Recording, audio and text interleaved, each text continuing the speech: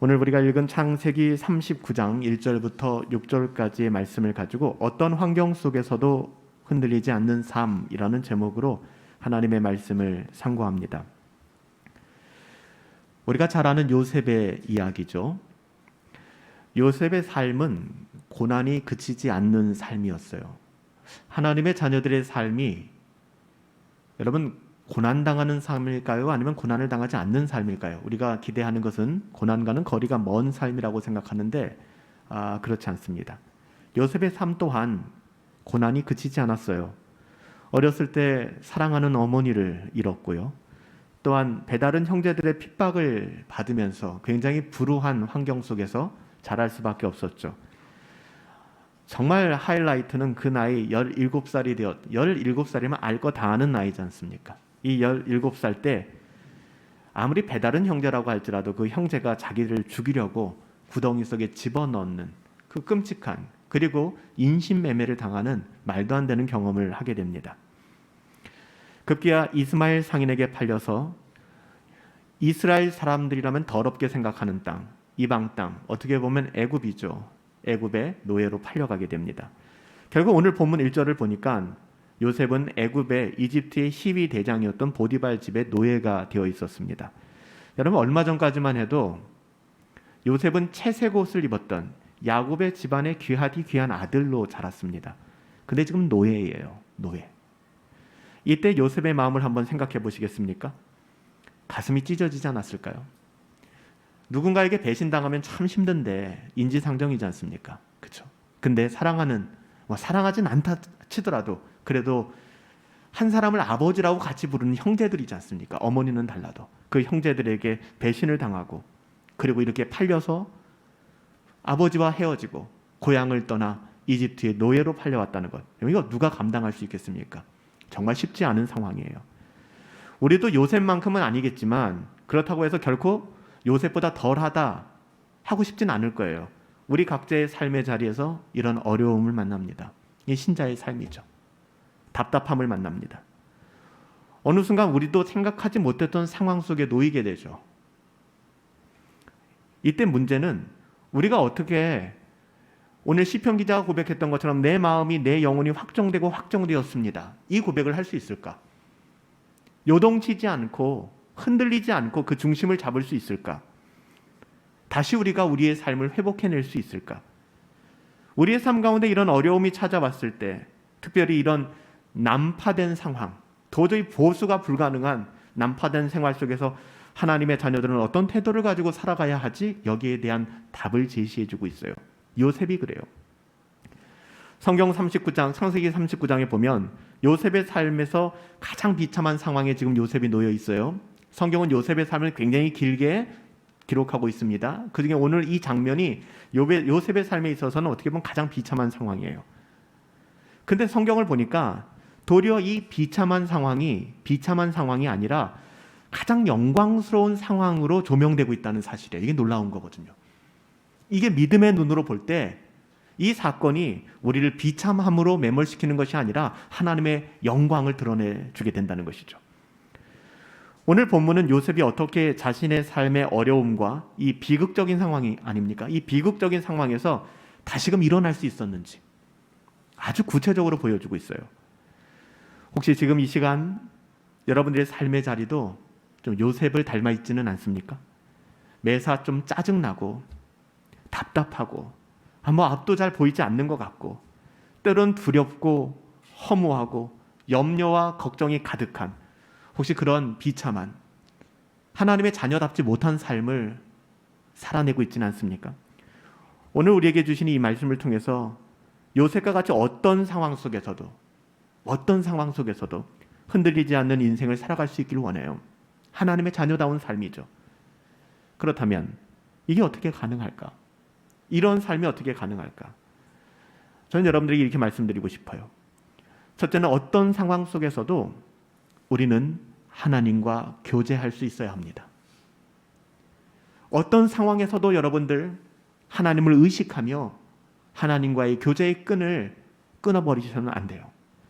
아무리 우리가 비참한 상황에 놓여 있다 해도 하나님과의 교제가 끊어져서는 여러분 안 됩니다.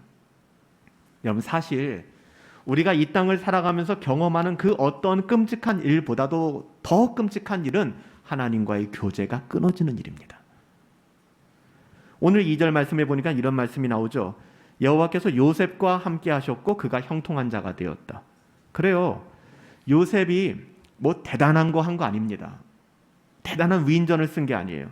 어떤 환경과 상황 속에서도 본인이 느끼는 희노애락, 느끼는 감정과 상관없이 하나님과 함께하는 삶이요.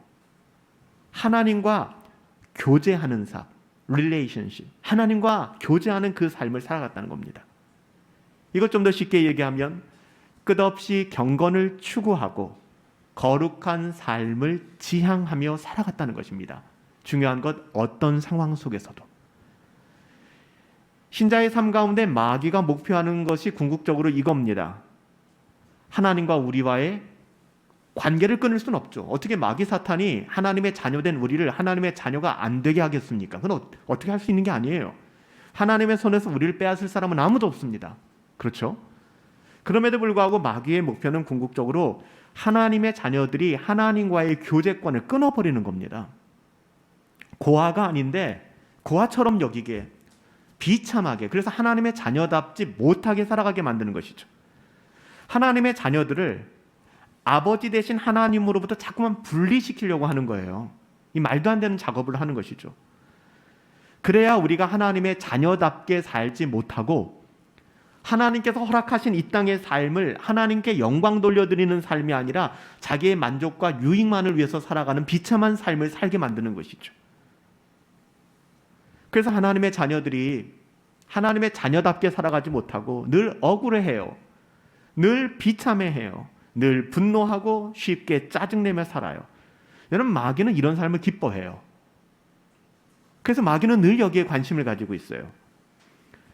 마귀는 이런 삶을 살게 하기 위해서 계속해서 그 사람에게 맞는, 정말 케이스 바이 케이스죠. 그 사람에게 맞는 시험거리를 던져주는 겁니다.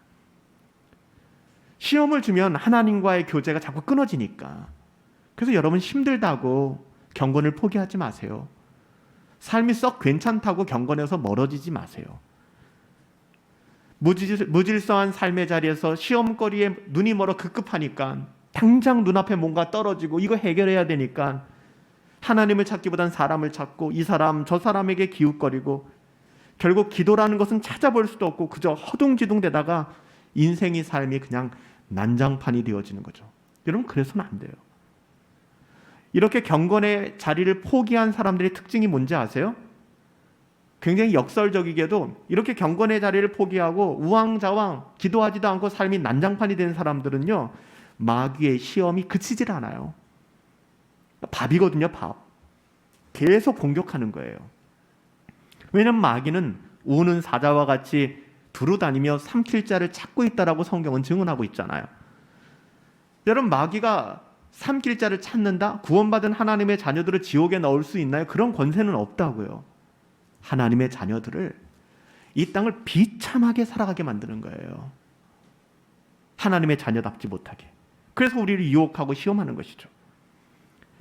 어떤 사람들은 반대로 이 땅에서 만족할 수 있는 것을 던져주면 사업이 잘 되고 자녀가 잘 되고 직장이 잘 되고 내 연봉이 늘어가고 뭐 여러 가지 이 세상에서 만족할 수 있는 걸 던져주면 하나님과의 교제가 쉽게 끊어지는 사람이 있어요. 여러분, 이 땅에서 형통하다 생각할지 모르겠지만 나그네 같은 이 세상에서 형통하면 뭐 하시겠습니까? 이게 마귀의 유혹이라는 걸 몰라요. 더 바보 같은 건 이게 하나님의 복이라고 생각하는 거죠.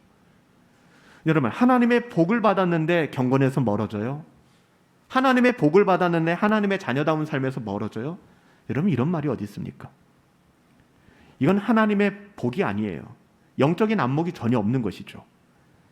결국 우리가 삶에 어떠한 고난과 어려움이 있다 할지라도 때로는 이 세상에서 더할 나위 없이 우리에게 좋은 것이 주어진다 할지라도 여기서 우리가 중요한 건 뭐냐? 늘 하나님을 의식하는 겁니다. 고난의 순간에도 기쁨의 순간에도 내가 부족할 때도 내가 차고 넘칠 때도 하나님을 의식하는 거예요. 그리고 하나님과 친밀한 관계를 맺으며 살아가는 것. 여러분, 이것이 중요합니다. 그러니까 우리는 좀 구체적으로 좀 유치하게 예를 들면 하나님과의 통신망이 끊어지면 안 되는 거예요, 여러분들. 여러분 외국 여행 가거나 지금 많이 나가지도 못하지만 어디 갔을 때 항상 외국 여행 가면 와이파이 되는 거 찾잖아요. 와이파이 되는 거. 와이파이가 돼야 빨리 인터넷에 접속도 하고 이게 답답하지 않은 것이죠. 요즘 스마트폰이 손에서 떨어지면 사람들이 불안해한다고 하지 않습니까? 여러분, 그건 나쁜 의미라면 우리가 좀 좋은 의미로 그것을 유추해서 생각할 때 하나님과의 통신망, 가는 곳에서 하나님의 와이파이가 잡히지 않는 거예요. 그럼 불안해져야 되는 거예요. 그걸 찾아가야 된다는 것이죠. 하나님과의 연결고리가 여러분 끊어져서는 안 돼요. 성경이 계속해서 우리에게 말하는 것은 고난당하고 시험당하며 어려움당할수록 더 많이 엎드려라, 더 많이 기도해라, 더 많이 경건을 추구하라, 이렇게 이야기하는 거예요. 왜? 하나님과의 교제가 끊어지면 살 소망이 없어요. 하나님의 자녀들은요. 얼마 전에도 안타깝게 우리나라에서 말도 안 되는 후진국형 사고들이 일어났지 않습니까? 건물을 짓다가 건물이 무너지고 붕괴되고 매몰되고. 제가 어렸을 때 잠시 탄광촌에서 산 적이 있었는데 그런 일이 정말 허다했어요. 어느 날 학교에서 수업 듣다 보면 사이렌 소리가 울려요. 제가 초등학교를 다닐 때. 그러면 누구 이름을 불러요. 집에 가라는 것이죠. 그 아버지가 일하는 탄광이 무너진 거예요. 그러니까 자녀들을 보내는 것이죠.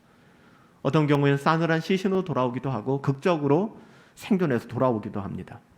그런데요, 사람이 건물이든 탄광이든 붕괴 사고로 매몰되면은요, 땅속 깊은 어둠 속에서 기약 없이 갇혀 있지 않습니까?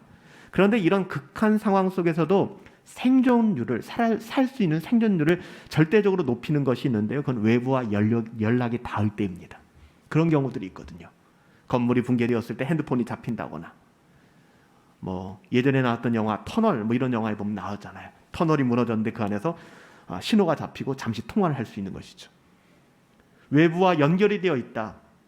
외부에서 내 소리를 듣는다라는 것이 굉장한 힘이 되는 거예요. 반대로 통신이 두절되면 절망하게 되는 거예요. 공포가 엄습하는 것이죠. 그래서 쉽게 목숨을 잃게 된다는 거예요. 여러분, 우리도 정말 영적으로 비슷한 것 같습니다. 우리가 이 세상에서 고립되면 우리 영혼은 죽어요. 절대로 살 수가 없습니다. 근데 잘 살아나고 있다면 여러분, 그게 오히려 문제입니다. 어떤 환경 속에서 삶의 중심을 잃지 않는 사람들이 있어요. 어떤 상황 속에서도 우리가 지켜보면 세상에 속한 삶으로 떨어지는 것이 아니라 오히려 하나님의 자녀답게 살아갈 수 있는 능력, 이건 단 하나밖에 없다는 거예요. 하나님과의 통신망을 끊지 않은 사람들이 늘 하나님을 의식하며 코람되어 늘 하나님 앞에서 살아가는 것이죠. 여러분, 빌 하이벨스가 했던 이야기처럼 아무도 보지 않는 곳에서 당신은 누구인가? 저는 이 명제가 참 좋아요. 우리는 늘 의식하며 살아가지 않습니까? 근처에 CCTV가 있나? 뭐가 있나? 여러분, 하나님의 불꽃 같은 눈동자가 CCTV만 못하단 말입니까? 우리의 작은 신음과 나의 깊은 생각 하나까지도 아시는 그 하나님. 여러분, 늘 하나님을 의식하며 살아가셔야만 합니다. 여러분, 이 사람들이 기도하는 사람들이에요. 기도하는 사람들. 항상 기도하는 사람들. 여러분, 다니엘은 바벨론의 포로로 끌려간 어떻게 보면은 식민지 사람이었습니다. 거기서 자기 민족의 뜻대로 자기의 종교적 신념대로 기도한다는 건 말도 안 되는 거 아니겠습니까? 근데 다니엘은 정한 시간, 그의 숙적들이 덫을 놓았는데도 그는 알고서도 기도하지 않습니까? 여러분, 기도는 액세서리가 아니라고요. 오늘 본문의 요셉도 다르지 않습니다. 그의 삶을 망하게 했던 이유가 어떻게 보면은 나의 어떠함이 아니구나. 내가 인생을 봤을 때 망한 것 같지만 하나님이 주권적 섭리하심으로 나의 삶을 인도하고 계시는구나. 그러니까 망했다라고 생각하지 않는 거예요. 하나님이 나의 삶을 붙들어 주시는구나. 비록 내가 지금 노예로 팔려왔지만 하나님이 나와 동행하고 계시는구나.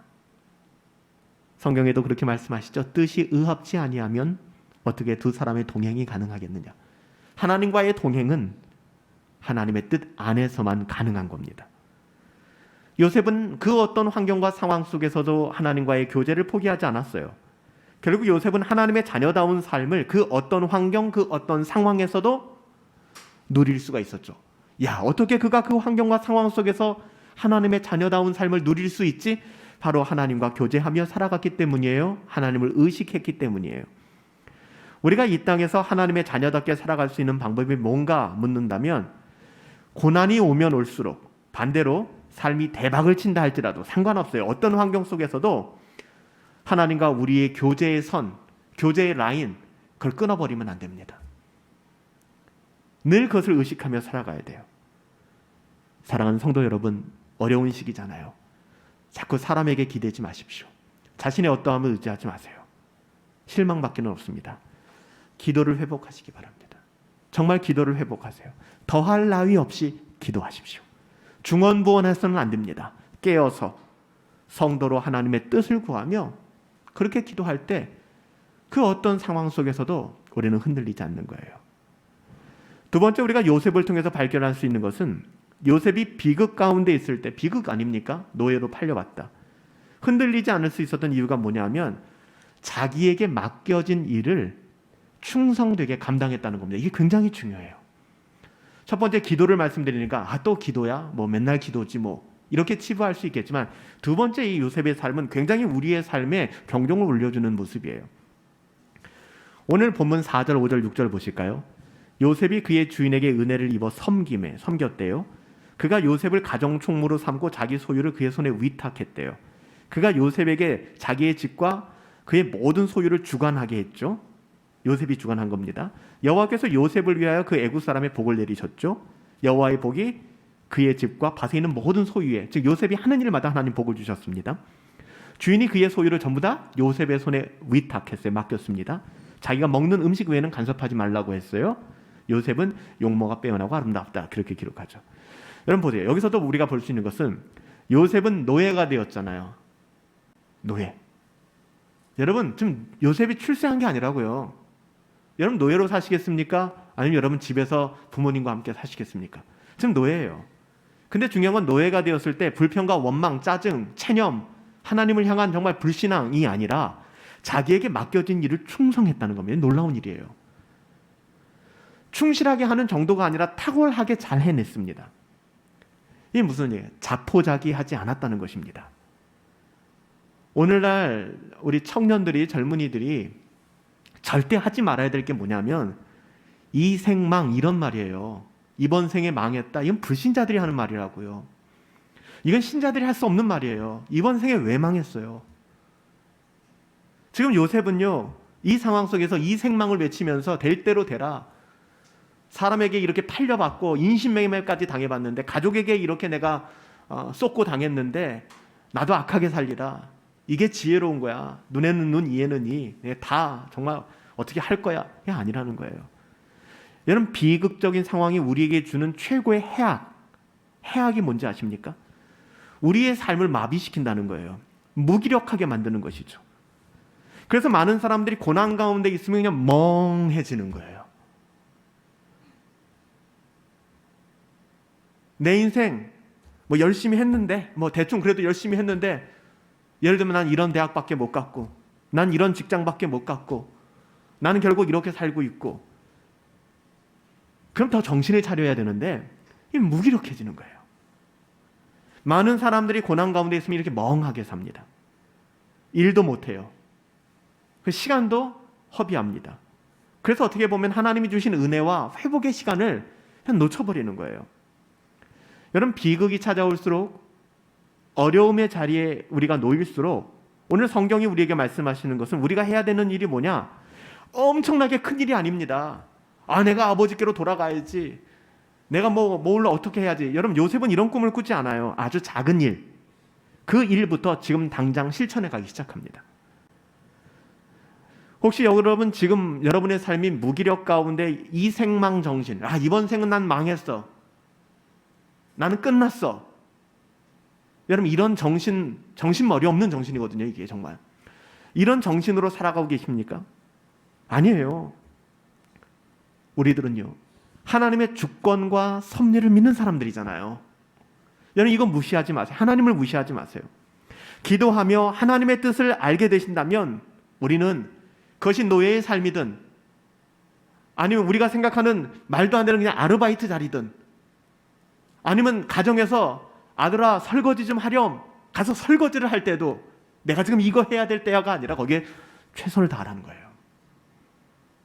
엄청난 일로 허풍 부리지 마시고, 나는 어떻게 할 거야, 나는 뭐 이런 사업가가 될 거야, 난 이런 성공하는 사람이 될 거야, 난 몇 억을 벌 거야, 이런 허풍 떨지 마시고 그냥 조그맣게 내 삶의 자리를 정리해 가시라는 이야기입니다. 제가 지난번에도 말씀을 전할 때 여러분들에게 잠깐 예를 들었죠. 일어나셔서 여러분의 이불 자리를 계세요. 학생들이라면 책상을 정리하시고 필통을 정리하시고 여러분의 방을 정리하시고, 여러분 여기서부터 시작되는 겁니다. 근데 어때요? 실연을 당하거나 실직을 했거나 시험에 떨어졌거나 엉망이잖아요. 엉망. 삶 자체가 엉망이잖아요. 저는 형언할 수 없는 어려움 속에 있는 성도들 가운데 정말 낙심할 수밖에 없는 자리 가운데 포기하는 게 아니라 제가 말씀드린 일상의 자리부터 원스텝, 투스텝 밟아가면서 하나하나 정리해가면서 자신의 삶을 기가 막히게 회복시키는 사람들을 많이 보았어요. 이런 사람들은 허풍 떨지 않더라고요. 그냥 모든 것을 인정하고 하나님을 의지하며 자신의 삶을 살아내는 거예요. 요셉이 그래요. 아무것도 못하고 손을 놓고 있으면 더 깊은 수렁에 빠지게 됩니다. 아주 간단한 일이라도 좋아요. 여러분 경건을 회복하시라고 하니까 그럼 내가 이제부터 뭐 정말 이런 책도 읽고 저런 책도 읽고 하루에 몇 시간 기도하고 금식도 하고 내가 구제하며 이렇게 살아갈 거야. 꿈 깨세요. 작은 것부터 시작하라니까요. 아주 작은 것부터. 경건의 자리 역시 아주 작은 부분부터 결단하고 회복되는 게 중요합니다. 그러니까 작심 3일이 아니라 작심 1일이 되는 거예요. 이게 안 되니까. 이렇게 다시금 하나님의 은혜로 자기가 살아갈 수 있구나, 내 삶은 하나님이 붙잡고 계시는구나, 이것을 자각하는 순간 그 사람은 다시 일어날 수 있는 겁니다. 게으름과 나태함으로부터 시간을 죽이며 멍 때리는 삶이 이게 얼마나 영적으로 암적인 존재인지를 여러분 아셔야 돼요. 그래서 제발 시간 죽인다는 말씀하지 마세요. 죄지는 말입니다. 시간 때운다는 말씀하지 마세요. 우리는 그렇게 살아가서는 안 돼요. 엄청난 경건을 이루라는 말씀이 아닙니다. 우리의 일상 속 작은 삶의 자리에 지저분하게 정리되지 않은 영역부터 청소하시고 정리하시고 회복해 가라는 거예요. 마귀는요, 우리로 하여금 어려운 삶의 자리를 통해, 그러니까 고난을 통해 우리의 영혼을 말라 죽이게 만들어요. 고사시킨다 그러죠. 분명히 우리에게 예수 생명이 있는데 이 생명이 없는 죽은 가지처럼 그 영양분을 다 빼앗아 가는 거예요. 다시 한번요. 혹시 이런 어려움 속에 계신 분들 계세요? 절망 가운데 빠지신 분들 계세요? 여러분 절망의 자리, 그러니까 나는 뭐 절망의 자리까지는 안 갔는데요 목사님, 저는 그냥 잘 살고 있어요, 그런 대로 저는 괜찮아요 라고 말씀하실지 모르겠지만, 절망의 자리라는 게 뭐 대단한 게 아닙니다. 될 대로 되라, 뭐 그냥 그렇지, 뭐 신앙생활에 있어서도 뭐 특별한 거 없어, 뭐 될 대로 되라고 해. 여러분 이런 태도들이 바로 절망의 자리예요. 이게 여러분 지지 마세요. 여러분 지지 마시라고요. 은혜를 붙들고 지극히 작은 것부터, 요셉처럼, 요셉이 여러분 지금 삶의 자리에서 형들을 원망하고 아버지를 원망하고 수많은 사람들을 원망하면서 그렇게 살지 않았다니까요. 이후에 만나게 될, 그렇지 않습니까? 술 맡은 관원장 원망하지 않았어요.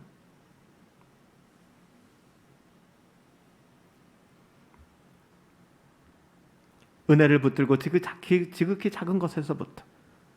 그래서 저는 경건 생활에 힘쓰는 사람은 끊임없이 하나님과의 와이파이가 연결되어 있는, 하나님과의 교제권이 연결되어 있는, 하나님의 뜻에 부합되어 뜻이 일치하기에 하나님과 동행하는 삶을 살아가는 신자들은 그 어떤 환경과 상황 속에서도 결코 쉽게 무너지지 않습니다.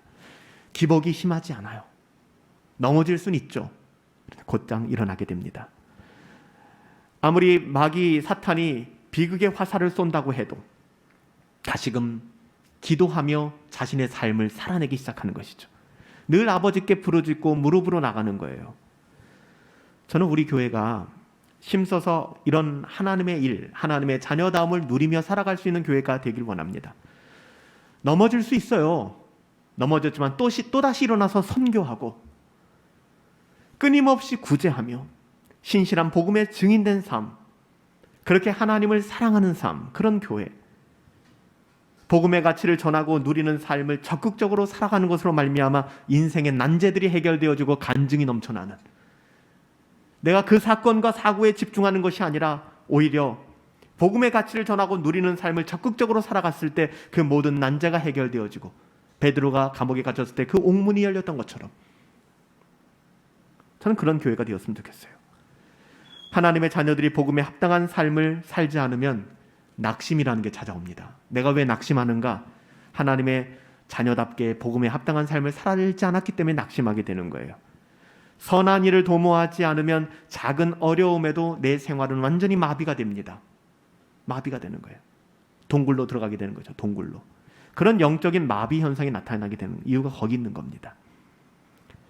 우리는 하나님께서 맡겨주신 삶의 자리에서 언제든 감사하며 최선을 다해야 돼. 이것이 신자의 삶이고 기독교의 핵심입니다.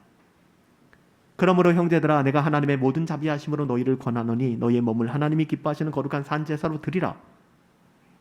이는 너희가 하나님께 드릴 영적, 이것이 제사다라고 말씀하셨죠. 로마서 전반부에는 복음이 무엇인가를 설명했다면 후반부에 드러나는 건 복음에 합당한 삶이잖아요. 우리가 추구하고 따라가는 개혁신앙이 이론적이고 논리적인 어떤 지식의 허상이 아니지 않습니까? 여러분, 일치신조를 알고 성경을 잘 주석할 수 있고 언어적으로 언어를 파생할 수 알면 그게 뭐가 그렇게 중요합니까?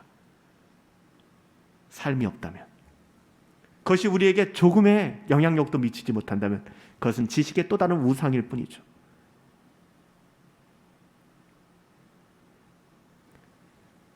우리는 하나님께서 맡겨주신 삶의 자리에서 언제든 감사하며 최선을 다하여 살아가야 돼요. 최선만 다하세요. 불평과 원망으로 시간을 보내게 되면 마귀의 먹잇감이 되는 겁니다. 사인이 나오는 거죠. 아, 저놈은 내 먹잇감이다. 하나님의 자녀들은 선으로 악을 이기는 겁니다. 악을 대적하는 것이 아니라 선을 행함으로 악이 물러가는 거예요. 주어진 삶의 자리에서 자족하며 하나님께 영광을 돌려드릴 줄 아는 삶. 솔리데오 글로리아, 파이브 소라의 마지막이 그래서 솔리데오 글로리아, 하나님께 영광. 하나님의 선하심을 알기에 아무리 작은 일에도 충성할 줄 아는 사람. 내가 왜 충성해요? 하나님의 선하심을 알기 때문에. 내가 왜 낭망하지 않아요? 하나님의 선하심을 믿기 때문에. 지난 한 주간도 영적으로나 육체적으로 혹시 무너지지 않으셨어요? 여러분, 일어나세요. 일어나십시오. 과거의 일들 때문에 지금의 시간을 죽여서는 안 됩니다. 그렇게 살지 마세요. 그렇게 되면 아무것도 못해요. 이것이 마귀의 유혹이고 시험입니다. 여러분 보실까요? 제가 두 사람을 소개할게요. 사무엘의 어머니였던 한나입니다. 사무엘의 어머니였던 한나는 아이를 낳지 못했어요. 이 당시 아이를 낳지 못한다는 것은 굉장히 수치스러운 일이었고 또한 치명적인 그런 흠결이 있는 그런 문제였습니다.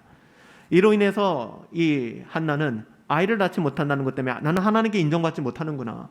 이 생망, 나는 이번 생에 망했구나. 이런 마음 갖는 것이 아니라 그냥 아픈 마음을 가지고 하나님께 나와 기도하기 시작합니다. 이 생망 마음 가지면 기도도 안 해요. 망했는데 뭘 기도합니까? 하나는 절망의 자리에 앉아서 이 생망을 외치는 것이 아니라 자포자기한 것이 아니라 이 문제로 인하여 하나님께 나와 울부짖어 하나님께 나와 기도하기 시작합니다. 그러다 어때요? 이 얘기 길게 할 필요 없으니까 결론적으로 엘리 제사장이 한나에게 하나님이 너의 기도에 응답해 주신다, 이런 응답을 받게 됩니다. 그랬더니 한나가 뭐라고 고백하게 돼요? 모든 중간 과정 다 떼어버리고 한나의 얼굴에서 수색이 사라졌습니다. 근심이 사라졌어요. 기도의 응답을 확신하고 나서 한나는 더 이상 낭망하지 않아요. 과거에 애가 있었느니 없었느니 내가 어떤 학대를 받았느니 이게 더 이상 문제가 되지 않습니다. 더 이상 한나를 힘들게 하지 못해요. 그리고 보면 바로 한나는 하나님을 찬양하기 시작합니다. 이게 한나의 신앙인의 멋진 모습이에요. 사무엘의 어머니였던 한나는 하나님께서 약속해 주시면, 하나님의 언약이 있으면 그 다음은 생각도 안 하고 그 언약의 말씀 붙들고 돌진하는 사람이에요. 우리가 그렇다고요. 그래야 된다고요. 하나님의 언약이 있기 때문에 망한 것 같지만 망하지 않았다고요. 믿음의 눈으로 이 세상을 바라봐야 된다고요. 근데 한나의 이해는 좀 오해가 생길 수 있어요. 왜냐하면은 한나가 그토록 아이를 갖고 싶었고 아이를 받았으니까, 임신을 하게 됐으니까 결국 자기가 원하던 것과 하나님의 뜻이 같으니까 당연히 하나님 찬양하는 거 당연한 거 아닙니까? 오해하실 수 있어요. 그래서 한 명을 더 소개합니다. 다윗이에요. 다윗의 좋은 면이 아니라 참 힘들었던 시기를 소개할 건데 이 정반대 상황이거든요. 다윗이 하나님의 마음에 합했다고 하는 이 다윗이 하나님 앞에서 범죄하는데 정말 가장 치명적인 죄를 짓습니다. 간음죄와 살인죄를 동시에 짓죠. 밧세바와 더불어 범죄를 범합니다. 간음을 하게 되죠. 범죄의 결과는 끔찍했습니다. 밧세바가 임신을 했고 아이를 낳는 일이 생기게 되었습니다. 밧세바의 남편이, 그리고 이 과정 속에서 밧세바의 남편을 죽이는 살인죄까지 저지른 아주 정말 극악한 일을 바로 이 다윗이 행하게 됩니다. 그 결과 하나님께서는 징계의 의미로 밧세바를 통해서 다윗과 밧세바 사이에 태어난 어떻게 보면 첫 번째 아이였죠. 이 아이가 죽을 것이다 라고 말씀하십니다. 그때 다윗이 어떻게 하죠? 한나랑 똑같아요. 생명 걸고 기도합니다. 내가 잘못했는데 하나님 나를 죽이시지 왜 이 아이를 죽이십니까? 식음을 전폐하고, 왕이 식음을 전폐하고 고통 가운데 울부짖어 기도합니다. 여기서 이제 한나와 다른 사인이 나와요. 어떻게 되었습니까? 한나는 임신을 했지만 다윗의 아이는 죽었습니다. 근데 반응이 똑같아요. 그 순간 죽었는지 살았는지에 대해서 신하들도 쉽게 다윗에게 말하기를 두려워합니다. 왜냐하면 다윗이 아이가 아플 때 막 금식하면서 울부짖어 기도하는 모습을 봤기 때문에 이 아이가 죽었다 그러면 왕이 절망하지 않을까? 폭군으로 변하지는 않을까? 얼마나 애절하게 기도했는지 보았기 때문에. 머뭇거리는 모습을 보고 다윗이 어느 날 묻죠. 어떻게 되었느냐? 아이가 죽었다고. 그랬더니 다윗이 한 일이 뭡니까? 그동안 씻지 않았던 목욕부터 하는 거예요. 의복을 정결하게 입기 시작합니다. 그리고 왕의 일들을 행하기 시작합니다. 주변 사람들이 괜히 놀라는 거예요. 의아스러운 거죠. 아니 그전에는 그렇게 열심히 기도하고 울부짖더니 정작 그렇게 아파하더니 애가 죽었는데 면도하고 목욕하고 옷 갈아입고 어떻게 저렇게 멀쩡하게 살아갈 수 있지? 이 복음을 오해하니까 이런 얘기를 하는 거예요, 여러분들. 다윗의 대답은 간단합니다. 하나님의 뜻이 정해지지 않았느냐? 이게 잔인한 아비의 마음이 아니에요. 신자로서 하나님의 주권과 섭리를 인정하는 겁니다. 하나님의 뜻을 인정하고 받아들이는 거예요. 저는 이게 의미 있다고 생각합니다. 이미 죽었는데 뭘 더 기도하겠는가? 하나님의 징계를 받아들이고 새로움으로 하나님의 자녀답게 내일을 살아나겠다는 그런 믿음의 고백 아닙니까? 여러분 여기에 다윗의 원망이 있나요? 다윗의 증오가 있나요? 우리의 기도는 디비디바비디부 그 주문처럼 정말 모든 것이 다 뜻대로 이루어져야 알라딘의 요수, 유술램프의 지니처럼 이게 아니지 않습니까? 이게 너무나도 우리가 잘 아는 내용들이잖아요. 여러분 하나님이 행하신 모든 일에 원망과 절망과 증오가 없어요. 경건을 추구하는 사람들에게. 이게 하나님 사람들의 특징입니다. 하나님의 사람들도 실수합니다. 넘어집니다. 그러나 하나님의 징계로 일어나는 여러 일들로 인하여 지금의 삶의 자리를 포기하지는 않아요. 회복해가기 시작하는 거예요. 과거의 비극 때문에 현재를 죽이지 않습니다. 자꾸 이 똑같은 말을 하는데 이생망 이런 쓸데없는 얘기 하지 않는다고요. 망하지 않으셨다고요. 왜 자꾸 망했다 그래요? 주어진 삶의 자리에서 믿음으로 충성스럽게 최선을 다하기 시작한 이 신자의 삶이에요. 저는 이것을 심지어 종교개혁적 가치와도 연결시켜서 말씀드린 적이 있어요. 그렇게 살아가셔야 한다고. 신약성경 시브리서 3장 13절에 보니까 이런 말씀이 나와요. 오직 오늘이라 일컫는 동안에 매일 피차 권면하여 너희 중에 누구든지 죄의 유혹으로 강팍함을 면하라. 이 무슨 얘기냐 하면 하나님 뜻대로 사는 것이 내일이 아니고 어제도 아니라는 거예요. 하나님의 뜻대로 사는 건 바로 오늘이라는 겁니다. 지금 여러분의 삶의 자리. 오직 오늘이라고 일컫는 동안에 충성하라. 오늘이라는 이 시간에 하나님을 예배하라. 경건하게 살아가라. 이런 비극이라는 어떤 어려움 속에서도 우리가 살아낼 수 있는 능력은 하나님과의 관계 속에서 온다는 거예요. 이런 비극이라는 어려움 때문에 오늘의 일을 제대로 하지 못하고 있다면 여러분 큰 문제가 있는 겁니다. 과거의 어떠함 때문에 오늘의 일을 하지 못하고 있고 과거의 어떠함이 나를 주눅들게 만든다면 여러분 하나님의 은혜를 경험하지 못한 거예요. 한 가지만 더 말씀을 드릴까요? 오늘 요셉의 삶을 통하여 그렇습니다. 우리는 유혹에 흔들리지 말아야 돼요. 여러분, 우리가 비극 속에서도 흔들리지 않는 삶이 뭐냐 하면은 유혹에 흔들리지 않는 거예요. 보세요. 우리가 보면 이제 7절부터 12절까지 말씀을 쭉 우리 본문 이후의 말씀을 읽어보면은 보디발의 아내가 유혹하는 이야기가 나오고요. 우리가 지겹게 들어서 아는 내용 아닙니까? 요셉이 보디발의 아내의 유혹을 받는 그런 모습들.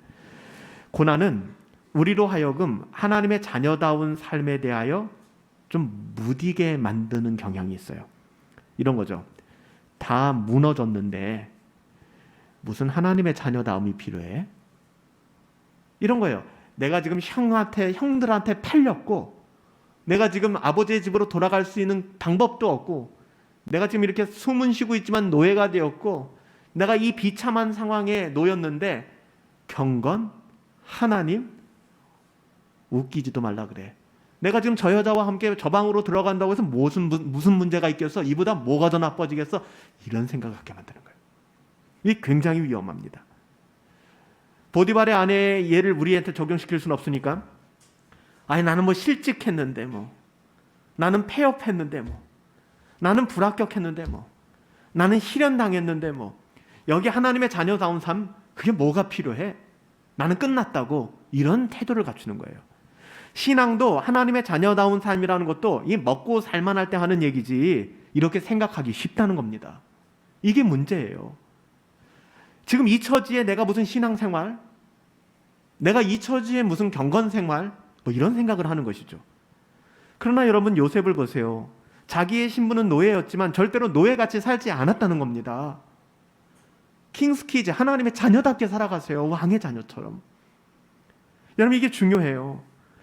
현재 이 땅을 살아가는 우리는 노예의 신분이지만 노예같이 살지 않고 하나님의 자녀답게 살아가는 것이 중요한 거예요.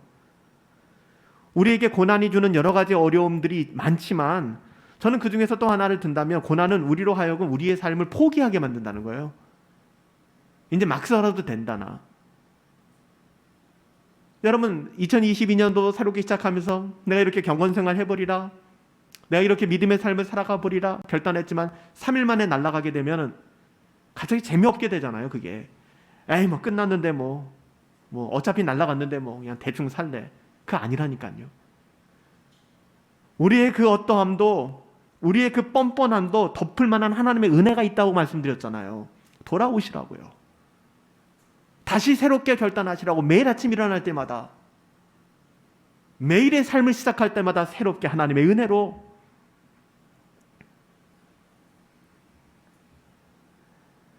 유혹에 너무 쉽게 무너져서는 안 돼요. 우리가 전부 이런 변명을 하죠. 제가 피치 못할 사정에 의해서요. 저는 변명하고 핑계대는 걸 제일 싫어해요.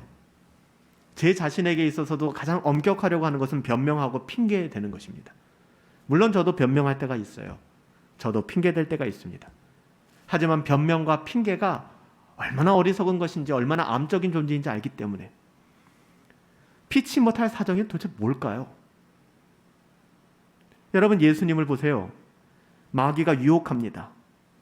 돌들로 떡을 만들어 보라고 이야기합니다. 먹는 문제를 다루는 것이죠. 이해가 되지 않습니다.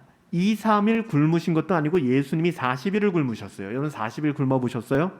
없으시죠? 40일을 굶었어요. 그런 절박한 상황 속에서 넘어가지 않는 거예요.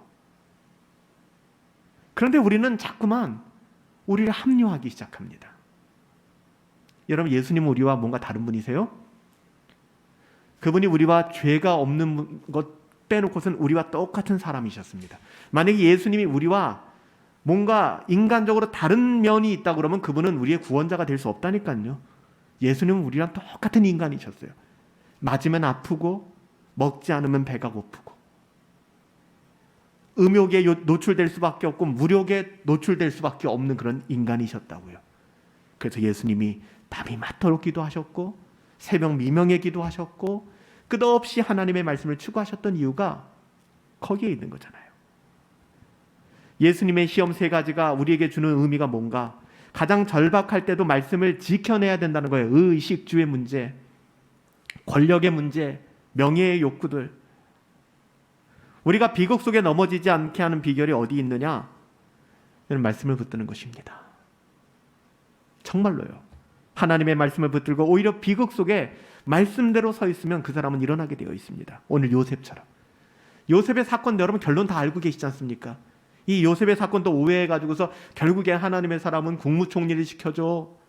믿음의 가문을 이루게 될 거야. 영예를 누리게 될 거야. 고지를 정복하는 사람이 하나님의 영광을 드러내는 거야. 이런 쓸데없는 얘기하지 마시고요. 논점을 완전히 왜곡시키는 거예요. 요셉이 총리가 된 건 별로 중요하지 않다고요, 여러분들. 근데 요셉이 총리가 돼서 하나님께 영광을 돌렸으니까 너희 자녀들도 저 정부에 좋은 대학 들어가고 좋은 직장 갖고, 쉽게 말하는 고지론이에요. 고지론. 고지를 정복해야, 그 높은 고지를 정복해야 하나님의 영광을 드러낼 수 있다라는 말도 안 되는 것이죠. 오히려 고지론보다 더 복음적인 것은 미답지론. 새로운 땅을 개척해 나가며 하나님의 말씀대로 한 걸음 한 걸음 삶의 영역을 개척해 나가는 것, 그것이 하나님께 영광이 되는 삶 아니겠습니까? 사랑하는 여러분들, 하나님께서 우리와 함께 하시기 때문에 우리의 삶이 망하지 않는 것입니다. 오늘 요셉의 삶을 통하여 우린 진지하게 우리 자신을 돌아볼 필요가 있어요. 어떤 환경과 상황 속에서도 흔들리지 않는 삶, 여러분 그런 삶은 꿈꾸지 않습니까? 기도를 통해, 말씀을 통해 늘 하나님과 관계하고 믿음의 삶으로 예수 그리스도의 이름으로 일어나 회복할 수 있는, 정말 참된 복음의 가치를 누리며 살아갈 수 있는, 개혁된 교회는 날마다 하나님의 말씀으로 개혁되어져야 된다는 종교개혁적 가치가 우리의 삶으로 실현되어지는 그런 은혜의 삶 살아갈 수 있게 되기를 예수님의 이름으로 축복합니다. 우리 함께 이 시간에 기도하는 시간 잠깐만 가질게요. 여러분 하나님의 은혜를 구하고 기도했으면 좋겠어요. 인생을 살다가 원치 않는 비극 가운데 놓일 수 있죠. 그러나 그때에도 기도가 무너져서는 안 돼요. 다시금 일어설 수 있는 능력은 하나님과의 관계에 있습니다. 기도하는 종들, 하나님과 교제하는 백성들이 될 수 있도록 하나님 붙들어 주십시오. 무엇보다도 자기 자신에게 맡겨진 지극히 작은 일부터 하나하나 감사함으로, 하나님 내게 이것을 맡기셨구나. 부모님이 설거지를 시켜도, 심부름을 시켜도 짜증내지 마세요. 순종하십시오. 그 일부터 하나하나 해나가기 시작하세요. 자기 자신이 안 된 삶의 자리에 원망과 짜증이 늘어나서 주변 모든 사람들에게 원망과 짜증의 아우라를 풍기며 그렇게 살아가지 마세요. 여러분, 그 어떤 환경과 상황 속에서도 흔들리지 않는 하나님의 자녀된 삶을 살아갑시다. 충실된 종된 삶을 살아갑시다. 일어나게 될 거예요. 유혹이 있습니다. 하나님의 약속의 말씀 붙들고 성령 의지하여 유혹 이겨냅시다. 언약의 하나님 바라봅시다. 내 삶이 어떠하든 간에 오직 예수 그리스도의 이름으로 일어날 수 있는 은혜가 저와 여러분들 가운데 있었으면 좋겠어요. 우리 시간엔 다 함께 오늘 말씀 기억하며 요셉과 같은 삶이 하나님 내 삶이었어요. 때로는 이 말씀을 통해서 내 마음을 흔들게 하시고, 듣게 하시고, 괴롭게 하시고, 순종하게 하시고, 다 하나님이 하시는 일이잖아요. 하나님 회복되길 원합니다. 그 어떤 환경과 상황 속에서도 믿음으로 살아갈 수 있게 되길 원합니다. 말씀이 내 삶 속에 실현되어지는 놀라운 삶 살기를 원합니다. 하나님의 은혜 구하시면서 잠시 동안만 우리 하나님께 기도하는 시간 같습니다. 기도하겠습니다. 살아계신 아버지 하나님 감사합니다. 예수의 이름으로 우리는 일어설 수 있습니다. 나의 어떠함과 우리의 어떠함으로 무너지고 파쇄당하고 좌절당하고 쓰러지고 넘어지고 자빠졌던 나의 삶, 하나님 우리가 일어날 수 있는 비결이 여기에 있음을 다시 한번 깨닫습니다. 하나님이 늘 경험되게 하시고 하나님을 기억하게 하여 주시고 날마다 하나님께로 더 가까이, 더 힘써 경건을 추구하며 나의 삶을 원망과 불평으로 아버지 유린당하는 것이 아니라 아주 작은 것도 우리의 삶의 자리에 실천하며 순종하며 아버지 하나님 그리 살기를 원합니다. 고난 가운데 아버지 하나님 우리의 삶이 노출된다 할지라도, 비극 가운데 우리의 삶이 유린당한다 할지라도 하나님과의 교제의 선이 유지된다면 그 사람은 넘어지지 않을 것입니다. 아버지 하나님 우리에게 맡겨주신 그 작은 일에 충성하는 자 되게 하여 주십시오. 일어나게 하여 주십시오. 그 모든 유혹들 이겨내길 원합니다. 하나님 앞에 그 어떤 것도 믿음의 용장이 되어서, 역전의 용장이 되어서 하나님 믿음의 사람답게 살아갈 수 있도록 아버지 하나님 인도하여 주시고 역사하여 주시옵소서. 붙들어 주시옵소서. 우리 다 같이 한번 그렇게 고백합시다. 예수의 이름으로 예수의 이름으로 나는 일어서리라. 주가 주신 능력으로 나는